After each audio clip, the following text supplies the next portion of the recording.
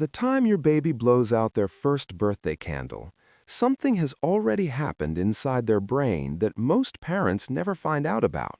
Something quiet, something invisible, something that will follow your child into every classroom, every friendship, every relationship, every hard moment they will ever face for the rest of their life. Before they can walk, before they can talk, before they have a single conscious memory of anything at all, your baby has already made a series of decisions. Not decisions the way you and I make them, not deliberate, not reasoned, not chosen, but decisions nonetheless. Conclusions written into the architecture of the brain itself, encoded not in language, but in the nervous system, felt in the body before they are ever thought in the mind. And those conclusions answer three specific questions, questions your baby's brain is asking from the very first breath. Are the people who love me reliable? Is the world around me safe? And am I worth showing up for? By 12 months, your baby has already begun to answer all three. And here's what will genuinely stop you. The answers don't come from what you planned, what you bought, what you prepared. They come from something far more ordinary, far more available, and far more powerful than most parents ever realize. Stay with me, because what I'm about to share is not about doing more. It's about understanding what is already happening. And once you see it, you cannot unsee it. And the moment you cannot unsee it, everything changes. Let's start at the very beginning, and I mean the very beginning. When your baby is born, their brain is approximately 25% of its adult size. That number sounds alarming until you understand what it means. It means that the vast majority of your baby's brain development does not happen before birth. It happens after. It happens here, in your home, in your arms, in the ordinary, exhausted, imperfect, beautiful dailiness of your life together.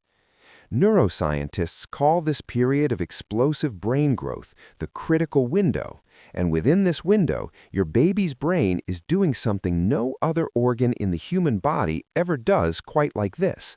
It is building itself based on experience, not on genetics alone, not on biology alone, but on what happens, on what is felt, on what is repeated. Researchers at Harvard's Center on the Developing Child describe it this way. In the first year of life, more than 1 million new neural connections form every single second. Every second. The brain is not passively waiting to be filled. It is actively constructing itself in real time, using the raw material of your baby's daily experience. And here is where the three questions come in, because your baby's brain is not building itself randomly. It is building itself around the answers it is collecting every single day in every single interaction. Let's talk about the first question. Are the people who love me reliable? This question begins being answered before your baby is 1 week old, and the mechanism through which it gets answered is something so simple, so constant, so embedded in the fabric of your day that you have probably never thought of it as anything significant at all.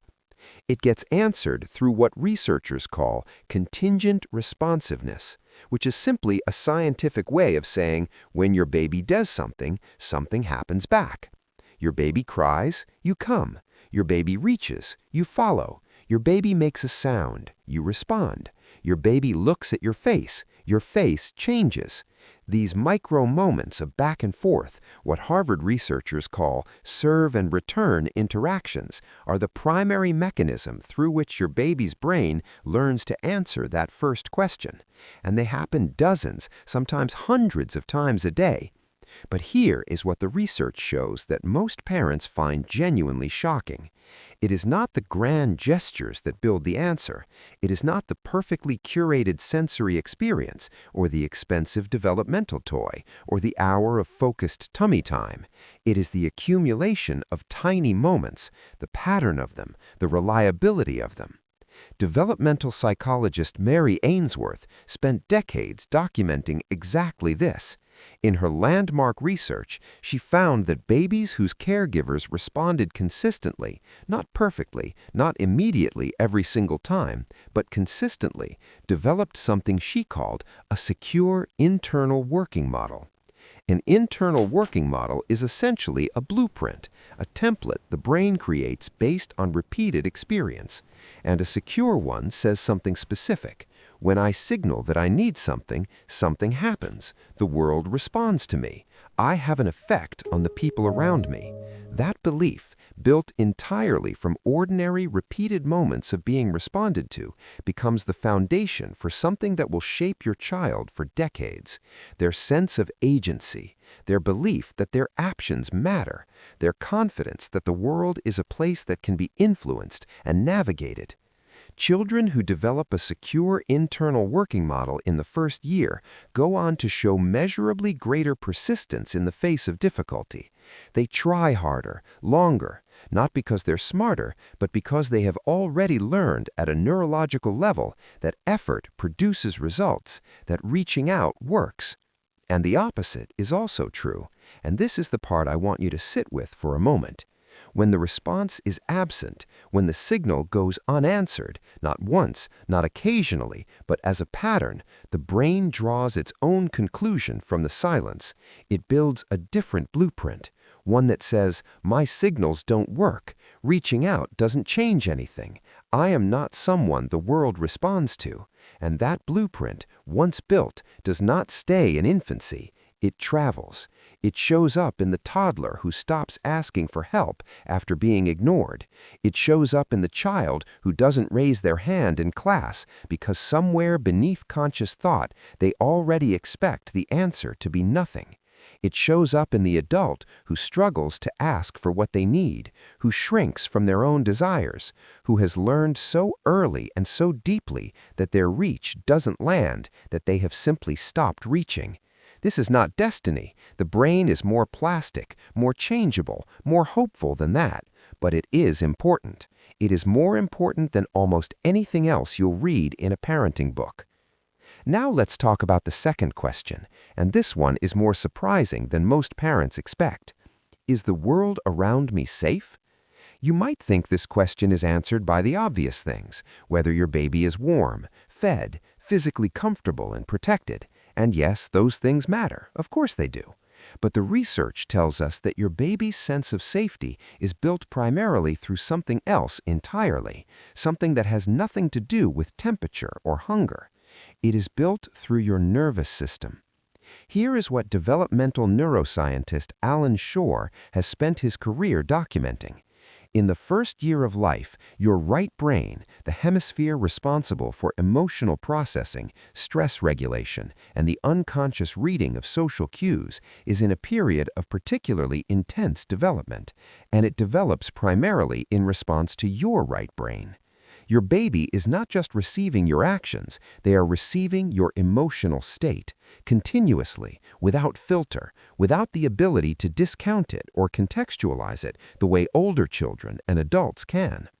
When you're regulated, when your nervous system is calm, something happens in your baby that no toy and no program can replicate. Your nervous system begins to co-regulate with yours. Your cortisol levels drop, your heart rate slows, your stress response quiets, and your baby registers, without words, without conscious thought, the world is safe right now. The person who is my whole world is calm. That means I can be calm too.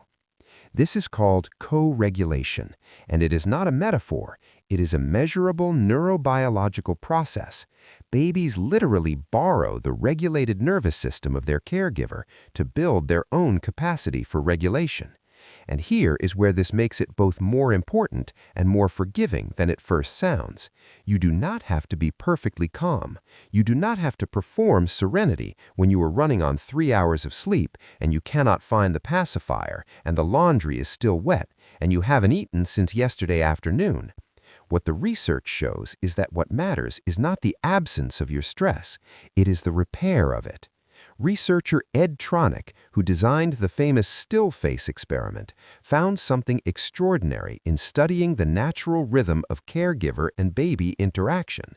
Even the most attuned, loving parents miss their baby's cues, respond with tension, bring their own distress into the room. It happens constantly. It is inevitable. It is human. But what separates the babies who build a felt sense of safety from the ones who don't is not whether ruptures happen, it is whether they get repaired. It is whether the parent comes back, whether the calm returns, whether the nervous system of the person they depend on finds its way back to steadiness. Every time you take a breath, every time you put down the phone and come back to the moment, every time you soften after a hard exchange, your baby is watching, learning, building the answer to its question. The world is not perfectly safe, but it becomes safe again. The people who love me get overwhelmed sometimes, but they come back. That answer, built not from perfection, but from repair, creates something researchers call